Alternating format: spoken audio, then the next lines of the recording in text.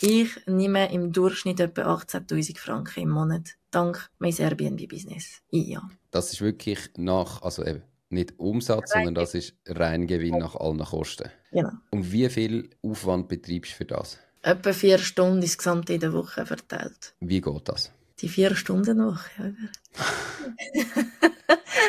Es geht so, dass ich mein Business so automatisiert habe, dass ich zum Beispiel, wenn ein Gast bucht, keine Nachricht selber schicken muss. Ich beantworte nur spezielle Anfragen. Es geht so, weil ich die Reinigung komplett outsourcet habe, weil ich die ganze Wäschethematik komplett outsourcet habe. Es geht, weil ich mich ein Team aufgebaut habe, das das mit mir trägt und wo zum Beispiel sich um alle Einkäufe kümmert, Kleinkram, Güsselsäcke, Abwaschtapes etc. Und weil ich auch mit gewissen Tools arbeite, wo zum Beispiel meine Preise alle 24 Stunden dynamisch anpassen, wo die Kalender synchronisieren etc. Und dank dem alles kann ich mein ganzes Business in 4 Stunden in der Woche managen. Ja.